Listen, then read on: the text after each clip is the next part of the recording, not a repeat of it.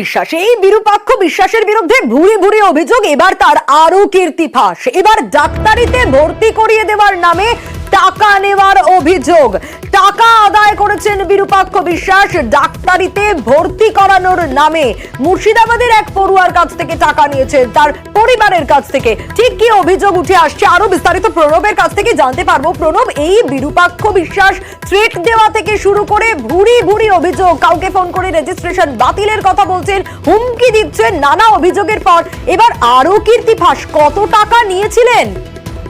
দেখো, জলঙ্গির একটি পরিবারের কাছে এক ছাত্রকে তারা কলকাতার একটি প্রতিষ্ঠিত তোমার বেসরকারি মেডিকেল কলেজে ভর্তি করে দেওয়ার জন্য সে দাবি করেছিল অনেক টাকা, কিন্তু তার মধ্যে 8 লক্ষ টাকা সে নগদে নিয়েছিল দুবারেই।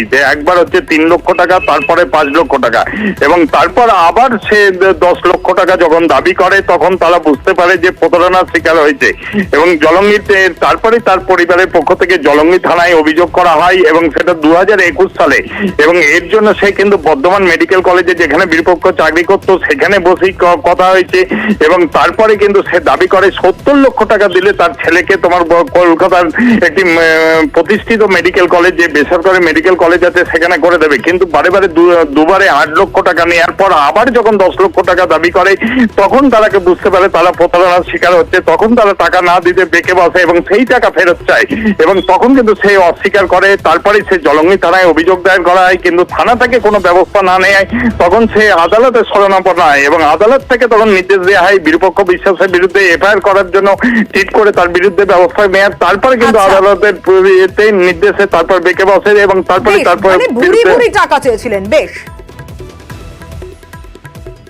পর কিছু মার্ক যখন কম হয়ে যায় ছেলে, তখন আমি ওর সঙ্গে যোগাযোগ করে যে আমি বলি যে এটা কি করা যায়, আলোচনা করে আমাকে বলে যে আপনি আজকালের মধ্যে তাহলে সিট বুকিংয়ের জন্য আমাকে 3 লক্ষ টাকা দিয়ে দেন।